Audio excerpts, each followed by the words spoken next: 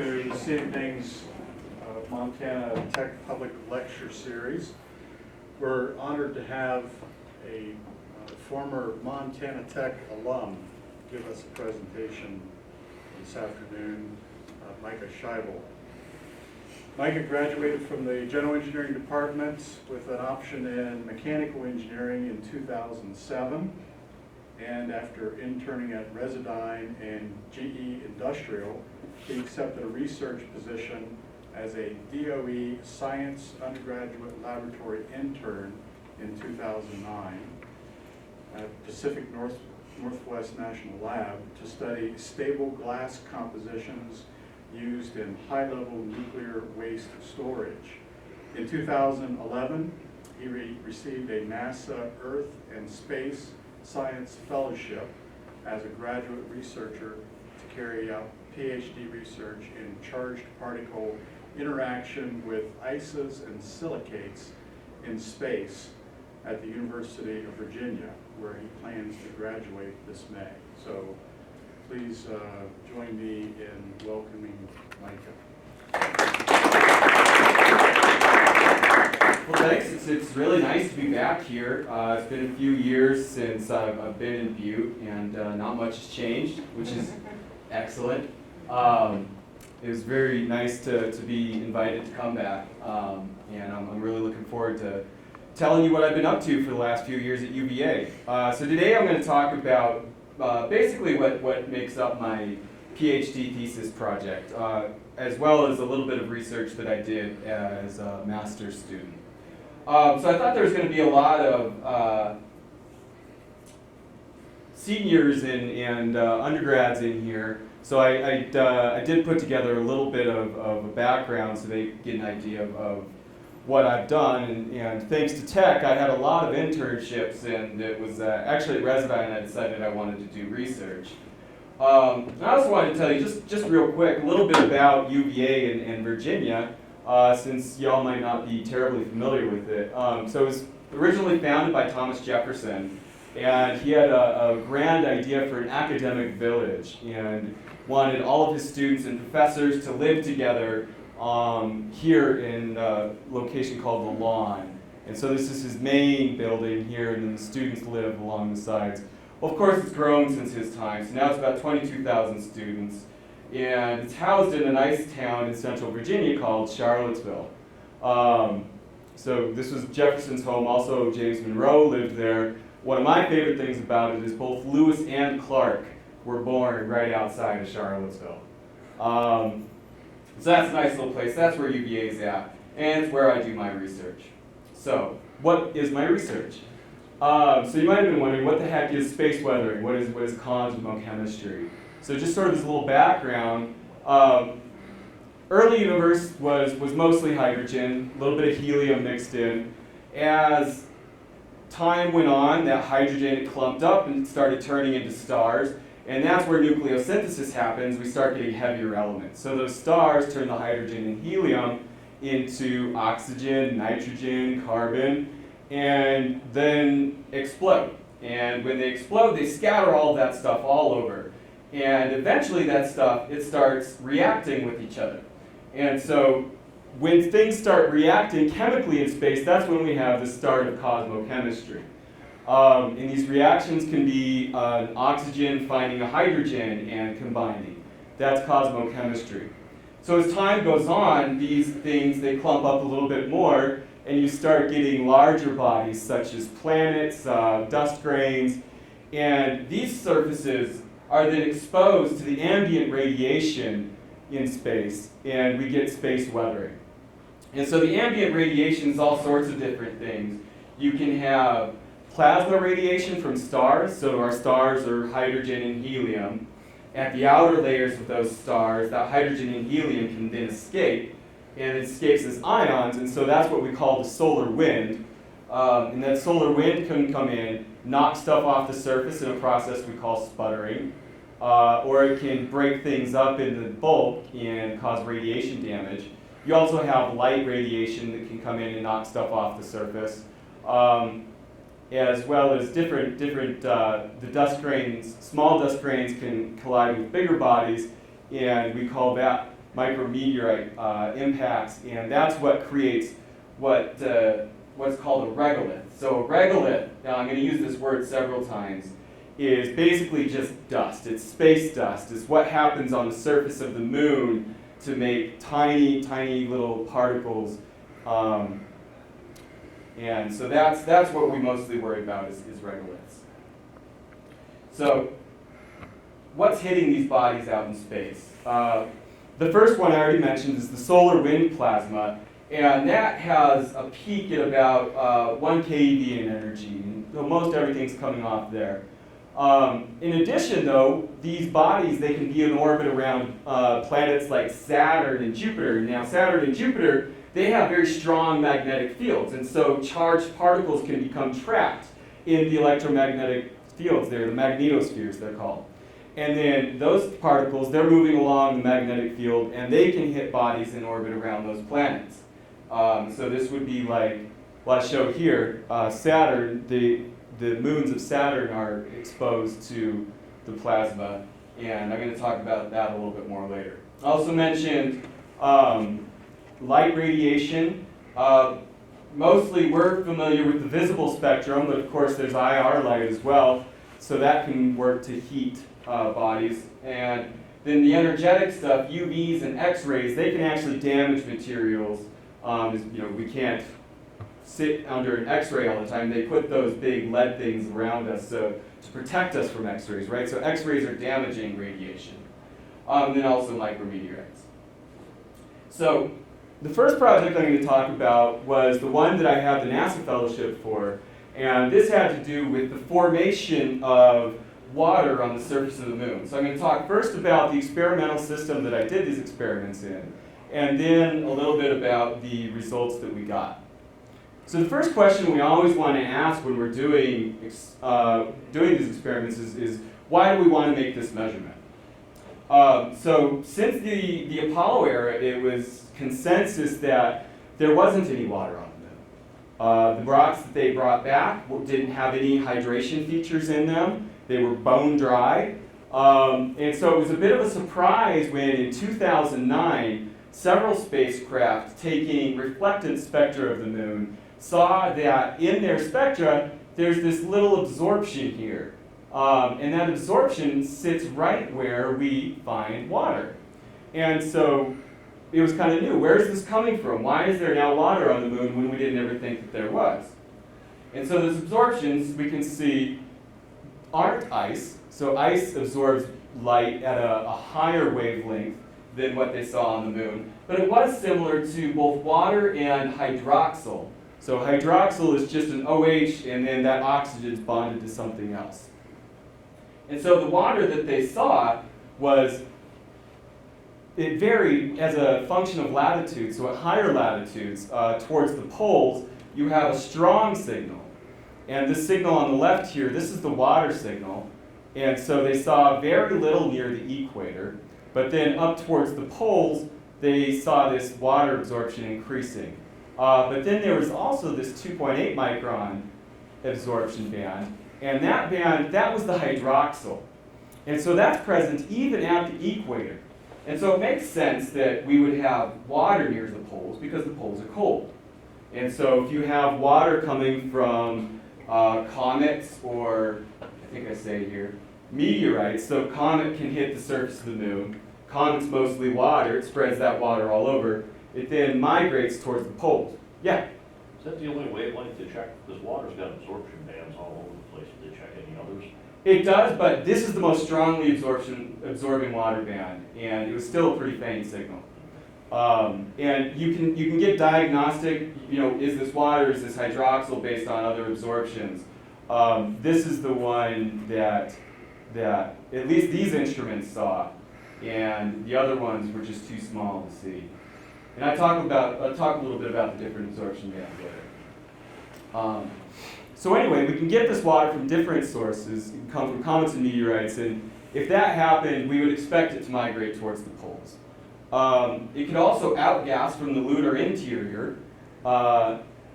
Maybe the early moon had a lot more water, and over time it's depleted at the surface. So the surface dried out, but there could still be water in the interior. And then the last hypothesis was the solar wind can come in and combine with oxygen in the regolith to form water.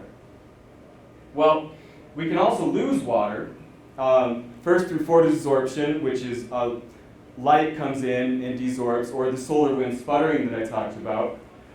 This causes the migration, and so we would expect it to trap in the cold, in the poles where it's cold. And then molecules, if they have enough energy, they can also completely escape the moon and move off into interplanetary space. Now it turns out that because the way the signal looks, where it's pretty, the signal changes with time of day, which we wouldn't expect if it was due to comets or micrometeorites or outgassing. We would expect that to be constant. But they saw it change in intensity over the course of the day. And so in the morning it was strong, then at noon it depleted, and then towards the afternoon and evening it started building up again. So it was the least amount when it was hot, it was the most amount when it was cold.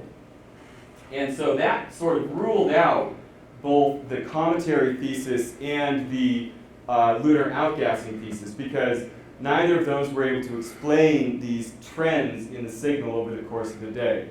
And so it turned out that solar wind hydrogen was the most likely explanation. So we wanted to test that hypothesis, and so I designed a system, and of course acronyms are the epitome of you're doing good science, you built a good system, so I had to come up with a good acronym. So I built this system, I called it the Astrophysical Mineral and Ice Analog Analysis System. I was stretching. But basically what it is, ultra-high vacuum chamber, and that means that we pump all of the air out of it until it has surface pressure about equivalent to what we find on the moon. It also has a cryogenic cold head that we can use to cool our samples down to less than 10 Kelvin, so 10 degrees above absolute zero. We can move samples in and out, and so we don't have to, that makes sample processing a lot more quickly. And then the pieces that I used are attached to it was an ion accelerator, and that's what we use to simulate the solar wind. So the ion accelerator creates hydrogen ions, which we then implant into the samples. To do our analysis, we used the same sort of instrumentation that the spacecraft used. We used a light spectrometer, but this was lab scale, so it was obviously a little bit more efficient. And then we also have an optical telescope and some other things. So I do want to tell you a little bit more about Ftir spectroscopy, because this is what most of the analysis is, and this is maybe something a lot of people aren't familiar with. So Ftir spectroscopy uses a broad wavelength of light that we shine through our sample. And so you shine that light through the sample, and then at certain wavelengths you get absorptions. So for example, you have an absorption around 1 micron due to iron in your sample. We already talked about that water absorption at about 3 microns.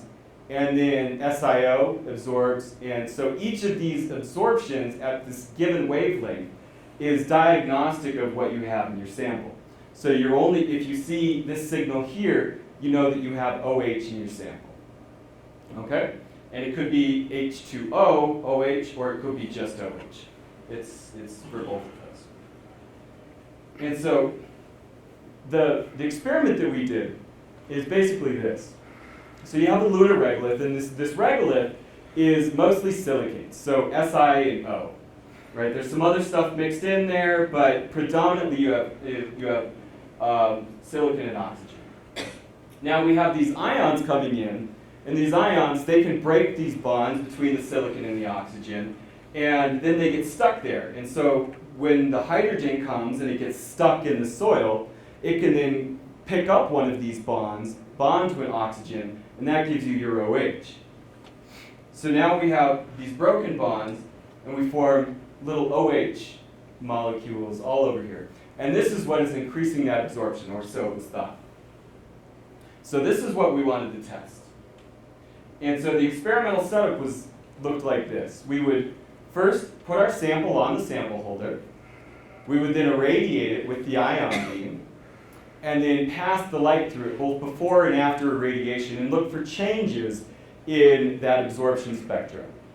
So the ion accelerator can do more than just hydrogen. We can do pretty much any gas. So we also used helium and deuterium to check our signal. And also we used a little bit of argon, which I'll mention briefly. And then, oops, wrong way. So what did we see? After we implanted these samples with the hydrogen, we saw that clearly there was an increase in the signal. And this was pretty much expected. People had seen this before, but we wanted to know how much it was for these minerals. And so we saw this clear increase in the absorption due to OH after the irradiation in both olivine and SiO2. And so for both compositions, we see the same sort of behavior. Okay? And so then we wanted to know how much, so we would subtract the signal before and the signal after irradiation, and that would allow us to know how efficient this process is in forming these OH bonds. Okay? So now we know this process is working, but maybe we have something in the background of our chamber that's giving us a false signal, right? Maybe there's just something about the irradiation process that is creating this absorption band. It's not specific to the hydrogen. So we wanted to check that. So the first thing we did is, without any hydrogen implantation, we simply bombarded the same types of samples with helium. And we see that when we irradiate with helium, we don't get any distinguishable signal after irradiation. There's no big change. So we also wanted to know, let's say we have some background gas in the chamber. So we leaked a little bit of H2 in, and then we irradiated as well with argon. And so the argon is bigger, it's breaking up the bonds a lot more than the hydrogen will. And so we thought maybe that hydrogen can kind of leak in and give us that OH bond. And again, we didn't see any change in the signal when we did that. We also tried just exposing the sample to hydrogen gas after the irradiation, and we again saw no significant change. So at this point, we say there's no negligible changes due to non-hydrogen ions or any background gas exposure, so we can be certain that this formation of OH is happening because of the hydrogen implantation. So then we wanted to know, so how much of this can we make? So what we found is that the absorption band actually saturates at a time that's equivalent to about 10 days on the moon. So it's a pretty fast process. So in the course of 10 days, any silicate grains that are exposed on the surface are going to be saturated with OH bonds. Now it's important to note that the whole grain's not saturated. These ions, they only penetrate the upper roughly 10 nanometers or so. So very, very short path length in the sample, about the width of 1,000, well, not even that, about 100 atomic widths into the sample. So they're not going very far, but that top layer does get saturated. And we found that it also depends on energy. So at higher energy, you get a higher saturation fluence. Now, that makes sense because these higher energy particles, they go a little bit deeper into the sample. So you have more oxygens available to bond with, and you end up getting a higher signal. So we found that this caps out at about 10 to the 16 OH bonds per centimeter squared. And it's higher for the higher energy. So we also tried this using deuterium and also in olivine. So the bottom one was on the last slide. And so the 2 keV hydrogen was on the last side. And so we found that when we implanted that olivine sample, which is similar to SiO2, except that it also has either magnesium or iron involved with it, we actually found that there was a lot more hydroxyl formed for the olivine than there was for the SiO2. And we also saw that deuterium seems to create more OH in the sample as well. So there is an effect of which sample you use. So there could be a compositional dependence, or it could be a crystalline structure dependence. We never quite got the answer to that, but there is some proposed work that can figure that out. So the ultimate question, though, is you're forming these OH bonds. Are you actually forming water? Right? If you're forming water on the surface of the moon, then that's useful. You can go there, and if you have a base, you can use that source of water to then basically extract that water from the soil and give your astronauts or your space colony water to drink. What we found, well, it turns out that first, cooling your sample should have an observable effect on the OH absorption. Typically what happens is the absorption bands become much more sharply peaked. And we saw that when we took olivine and we cooled it down to 15 Kelvin, there was no appreciable change in the absorption band. So it didn't look like there was any water being formed. Also, we saw that when we monitored the SiO band in the SiO2, so that stretch that was at a slightly higher wavelength than the OH absorption, when we irradiate it with argon, that whole absorption just shrinks. It just gets smaller. And that's because you're removing material from the surface. You're sputtering it away. And so presumably you have fewer SiO bands to absorb light. That signal shrinks. But we found that when we irradiate it with hydrogen, that band, it doesn't actually shrink, but it shifts. It shifts in position. And that's because the hydrogen is not removing material from the surface. It's not as damaging as the argon is. It sort of just comes in and it bonds if it wants to, and then maybe diffuses back out. But we found that band shifts, and that's because it's coming in, the hydrogen bonds to the oxygen, and actually changes the bond energy between the silicon and the oxygen. So you stick a hydrogen right here, and it actually changes the energy that you see the absorption from SiO at. And then again, when we irradiated after the hydrogen implantation, we saw all of those bands just shift away, or shift downwards, so you're removing material again. So it doesn't look like any water's forming, because if water was forming, some of those Si bonds would go away. Instead, it only shifts. So unfortunately, we can't say that we were able to find a way to create water, but we were able to explain the signal that was seen by the spacecraft and say that this does look like the solar wind implantation process can explain why we measure the OH bond at the equator of the moon.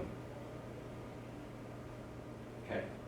So now I'm going to shift gears a little bit into the other project that I've worked on. And this one has to do with the moons around Saturn. So the moons that I'm specifically interested in are called Mimas, Tethys, and Dione, and they are the innermost moons of Saturn. So Saturn's rings are here. We've all seen those, I hope. They're beautiful. And then you have Mimas, and then Enceladus, and you might have heard of Enceladus. It's a body that actually has active water ice geysers at its south pole. So this body is constantly spewing water vapor into the Saturn atmosphere. And that's what creates what's called the E ring. And then you have Tethys and Dione. And so these bodies, they're tidally locked, which means like our moon, the same face is always facing the planet. And so that also means that the same face is always moving forward during its orbit.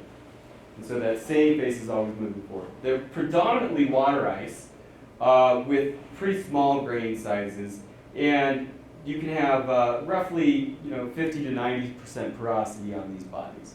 And so they're sort of like light, fluffy snow on the surface. So the Pac-Man anomalies were first suggested during the Voyager era when dark band was seen on the surface of Tethys. Once we sent Cassini up to Saturn, which has been there since 2004, I think, and is still going around Saturn, it was able to provide these spectacular images of these discolorations on the leading hemispheres of these moons. And so this is Mimas, but you can see that it's clearly differently colored than the surroundings.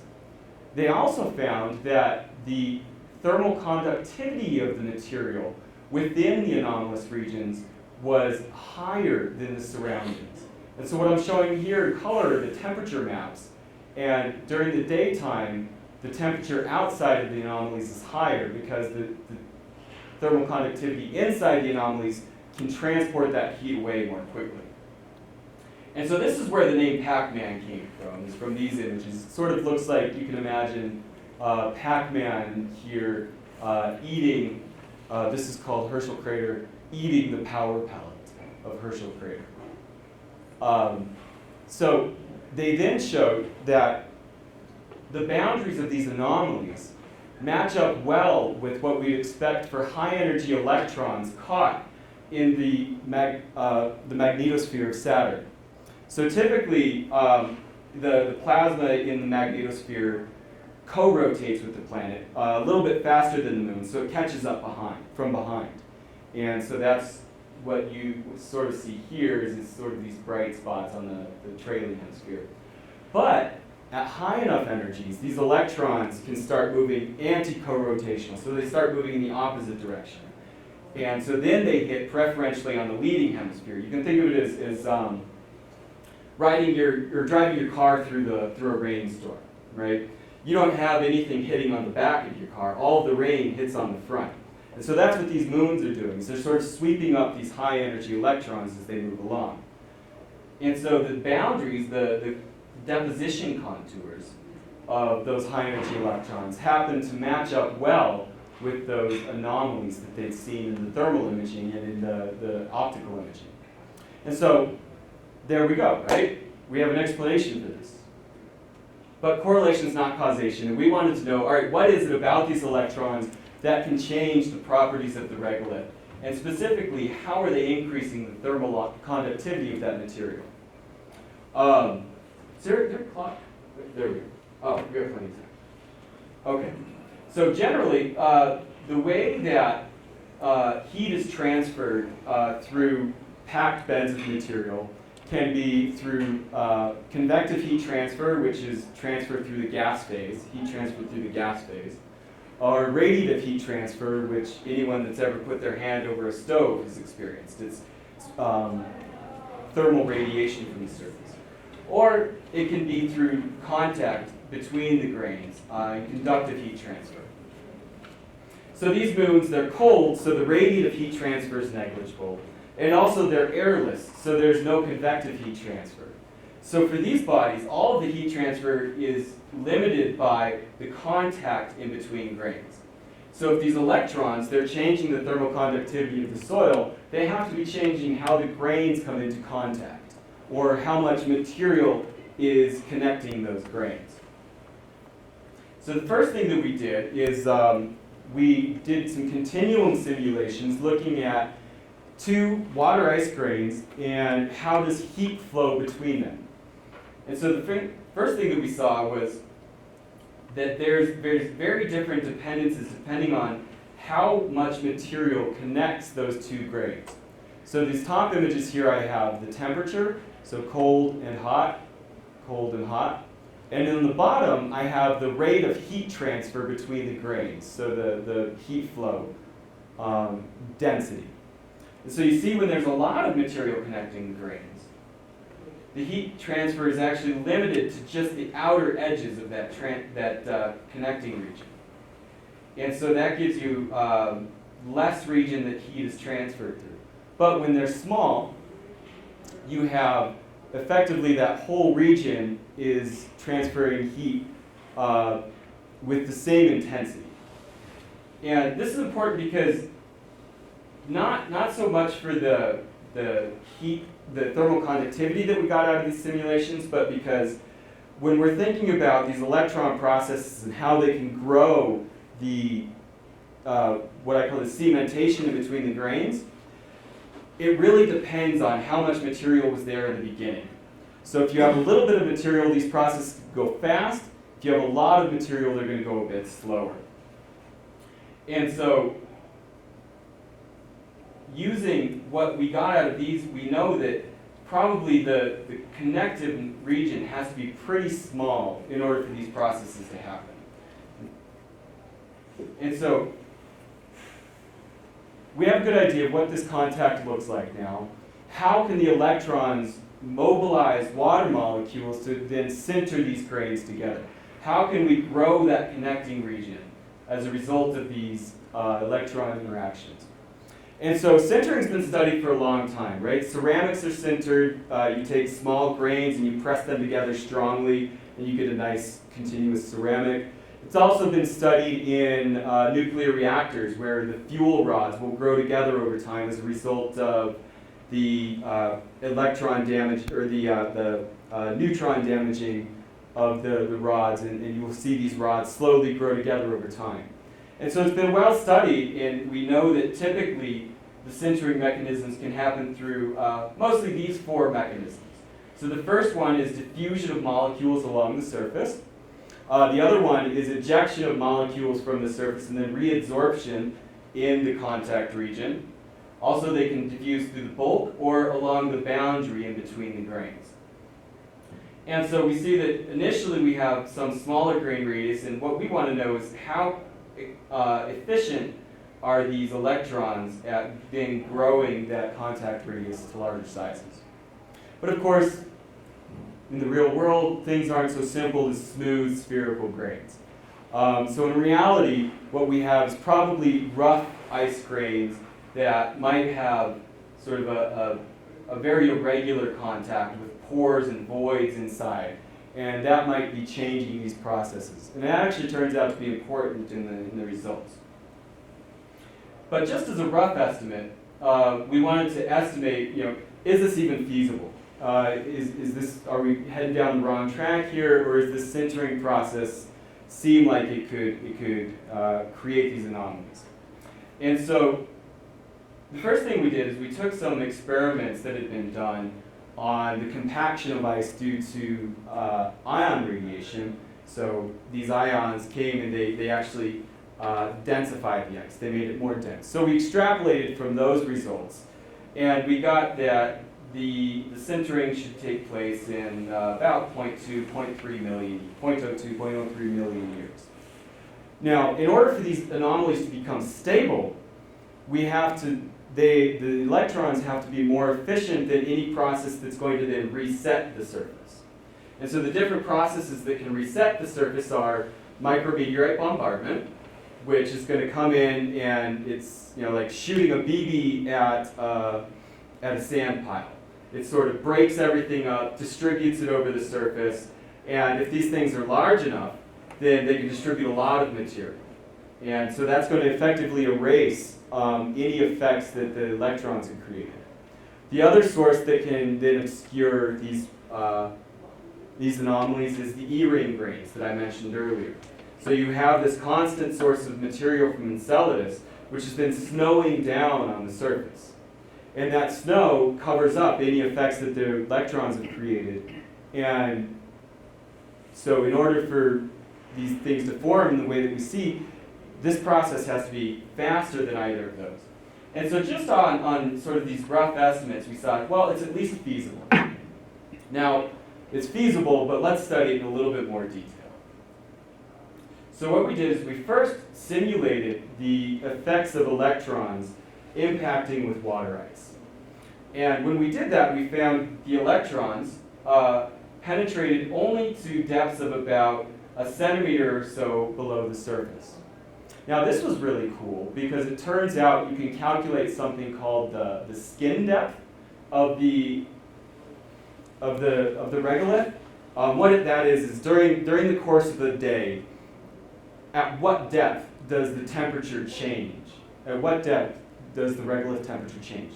At Earth, if you go down far enough, the temperature never changes, right? And so you can calculate the same thing for these bodies, and it turns out these hash marks are the thermal skin depths in the anomalous regions, and they match up really well for each of these bodies with the actual implantation depth of these high energy electrons. And so that was a nice hint that these high energy electrons, they're modifying the regolith up to the depths that you would expect the thermal conductivity to be changing. And so we got, from these simulations, first the implantation depths, and then we could correlate that with the rate of electrons impacting the surface to say how quickly is a molecule excited. So in between excitation events of a molecule, how much time is there? And it turns out to be really long for a single molecule, about 1 million years. But that allowed us to first get the, so the sintering time scale is determined mostly by that energy, the electron flux onto the surface. So also how efficient the electrons are transferring energy to the water molecules. And thirdly, how efficient is that process in then exciting water molecules, mobilizing them to diffuse.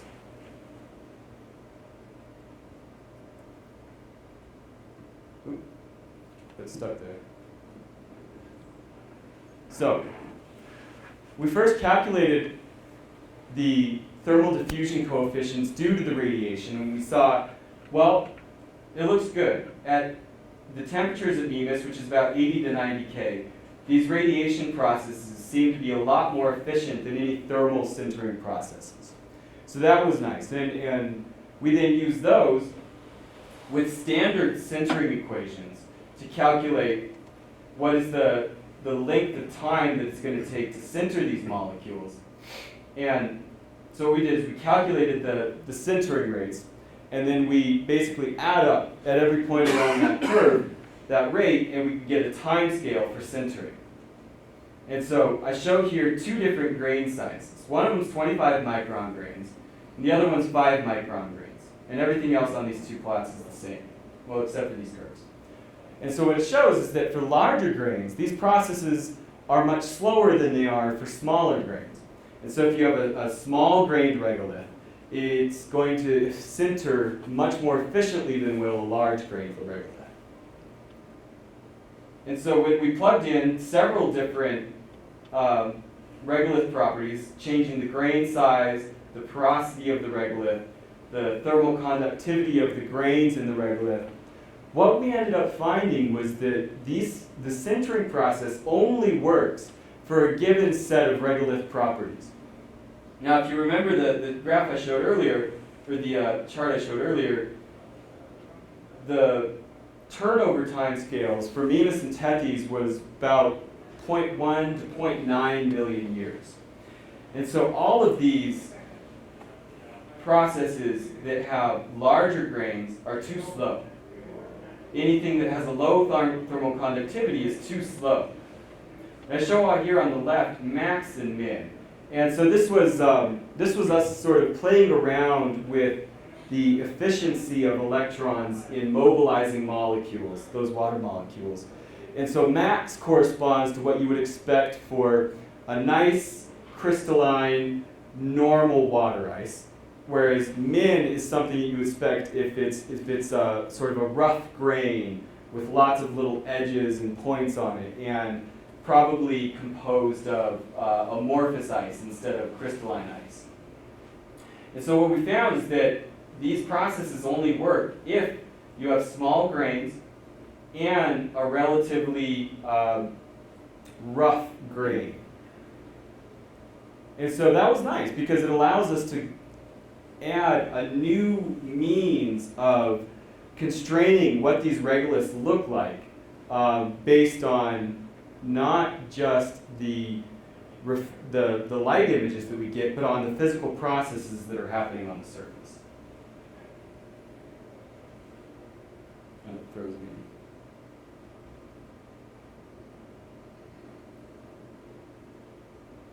Oh yeah, you're going slow.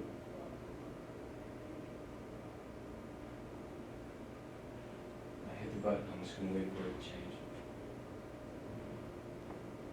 Whatever, that's about it. So, in summary, the high energy electrons we found, they definitely modify these ice regoliths.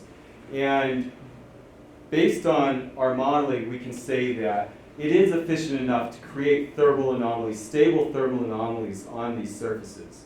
And this this modeling can then be used to constrain what these regoliths look like in terms of grain size, in terms of porosity, and this then helps out the people that do the light reflectance modeling, who also have to input these parameters to understand the spectra that they're looking at.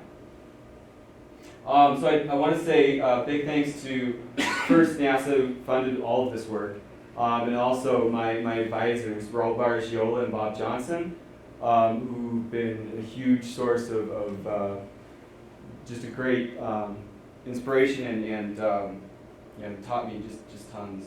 My lab group, specifically Kathy Dukes and Dabney Carson, who helped me with a lot of the work, and then in the computational group, Carl Schmidt. And then my external collaborators, Carly Howe, who's at Southwest Research, and Sylvan Pecue, who's the one that ran the Continuum Simulations. So that's all I have for you guys today. So do you have any questions? Yeah? Back to, it was on the first half of this, back a ways. Let me try to go backwards. You had something 10 to the 16 something per square centimeter. Ah, yeah. This Here here? we are, yeah.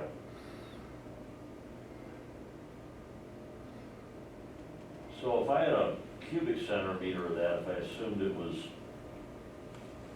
evenly distributed, I'd probably have about 10 to the 24th particles per cubic centimeter, so a little over a mole. Is that a good density for that stuff, or? So if that was pure water, it'd be about a gram, right? Yeah. So is it a good density? I mean, if you could implant the entirety of that sample, then that's, I think, what you would end up with. And within a gram of lunar rock, you would have effectively a gram of water. Yeah. But again, it's not really water. It's OH. Yeah. Mm-hmm. In the lab, did you test it the other wavelengths that absorb for OH and for H2O? So we did. You're right. Would you be able to get enough there that it's not some satellite zapping it 180,000 miles away and you're right on top of it? So. Yeah, there's another absorption about 1.8 microns, I think, and that one is diagnostic of water, H2O. So we did look for that. We weren't able to find it. It's not as strongly absorbing as the OH band, and so all we were able to do was set upper limits on the formation of water, but they were pretty strong upper limits, and it doesn't look like it's a very efficient process if it is happening. Yep. Seems like water ice will sublimate in a vacuum. It will. And so it amazes me that any of these bodies have any form of water unless there's an atmosphere or something. You know what it is they're so cold, right? So water ice is going to sublimate efficiently above about 150 Kelvin. Oh, And these are about half that. right. So they're only about 60 to 80 Kelvin, the most of them. And so that's why on all of the inner solar system bodies, we don't find water ice covers. And that's because it is efficient enough to sublimate away. Right. Now, in the outer solar system, even in the sort of outer asteroid belt, you're starting to reach that transition where heating from the sun is so inefficient. You drop off as 1 over the square of the distance. And so you're not heating much at all in sort of the outer solar system. That's where you start finding the water ice rich bodies. Yeah, good.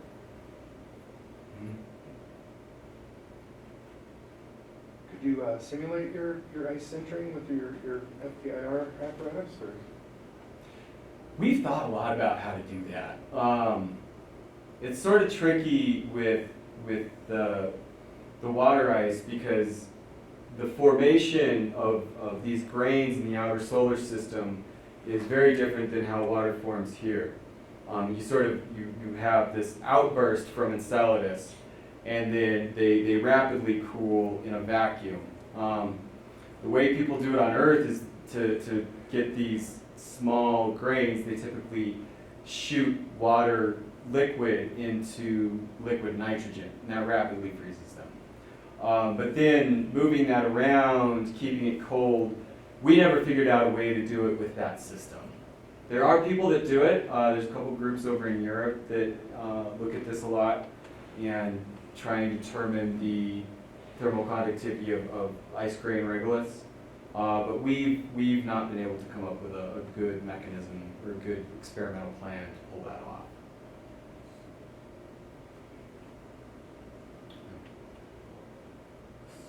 So, the dark side of the moon is the dark side of the moon, the light side of the moon is the light side of the moon. I mean, more or less. But you have your near side and your far side. Right, but, yeah, I mean, not talking about from the standpoint of the Earth, I'm talking about from the standpoint of the sun. Mm-hmm. So, your diurnal, that graph, Yeah. those areas that are at dawn and dusk are just sitting there at dawn and dusk all the time. Mm-hmm. And the ones at noon are sitting there at noon all the time. Isn't that more or less correct? Or, you showed that. Well, each the lunar day is 24 days, and so each point on the lunar surface experiences lunar noon once every 24 days, Okay, and so it's not constant for any given point. right, okay, but it's a long time. They sit there for a bit, yeah. The plot that I showed is that would be about 12 hours difference, right?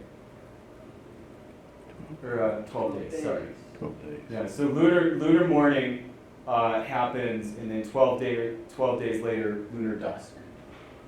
So 12 days between lunar dusk and lunar dawn.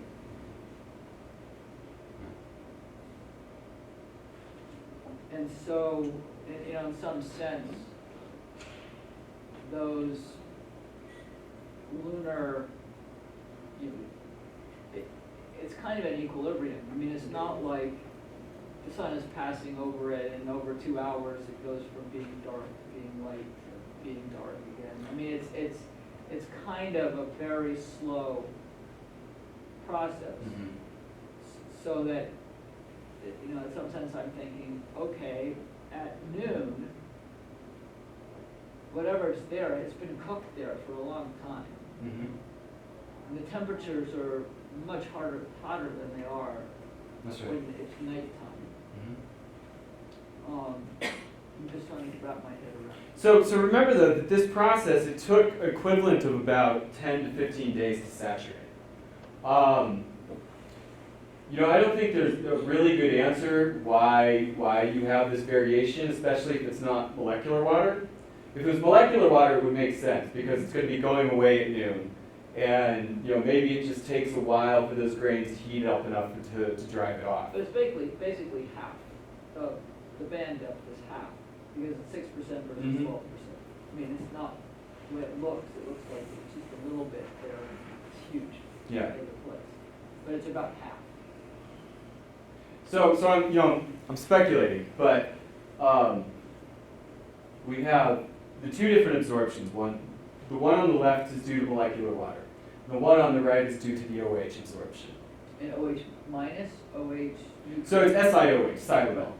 So it's not just OH hanging out by Right. itself. It does happen, Yeah. but not with other stuff around. And so my thought would be that you do have a lunar atmosphere, and you do have not dust, but molecules that are moving around and are transported across the surface.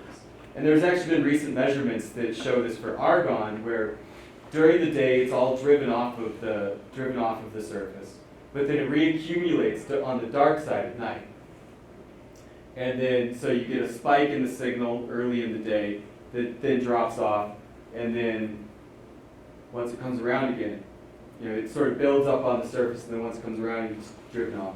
And so you can imagine something similar happening on the moon here. And you have some residual absorbance due to this OH, but all of your water molecules are being moved about, and so you have those being driven off in the morning or at noon, but slowly accumulating as the surface starts to cool down. And so it's not constant temperature all day. It's still relatively chilly here, gets hot, and then it starts chilling off again. And so I don't think anyone's really nailed down the diurnal variations yet. But that would be my thought as to why that's happening. So if your process won't work for people to make water what do you recommend? To make water? I mean, to produce the water for the people to go out and colonize. Well, we know that there is a lot of water at the lunar poles. You have permanently cold spots that light hasn't been in for tens of millions of years. And so they actually know that there's a large quantity of water trapped in those cold spots.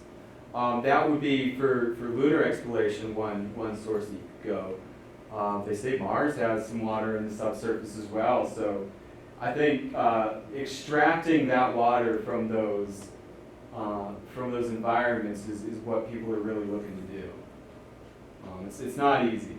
I was talking to one of the undergrads earlier today, and you think of these cold spots. You have to send a rover in there to get it, right? But it's got no sunlight. Our rovers run off of solar power, so you can think of some station outside and a big long tether going in. People are actively looking into how to access that water for the purpose of colonization, or even a base. Why have a colony? Just start with someone. But this process, I haven't been able to think of a way that you could really use it. Maybe someone else can. Any confirmation of the hydroxyls on samples that have been retrieved? Or? So they have started finding them, yeah.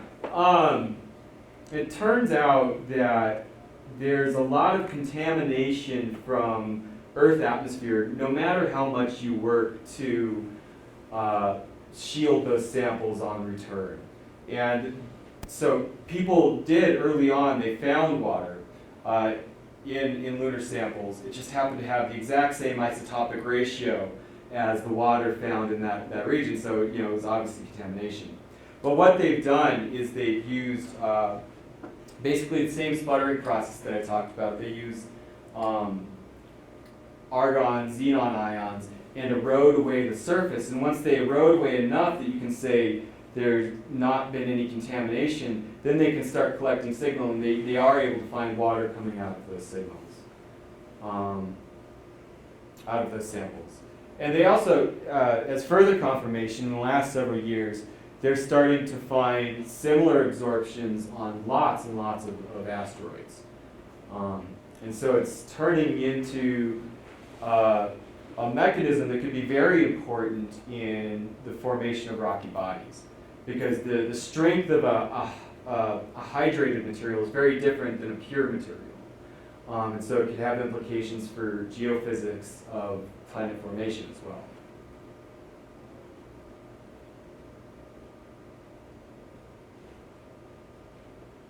Any other questions?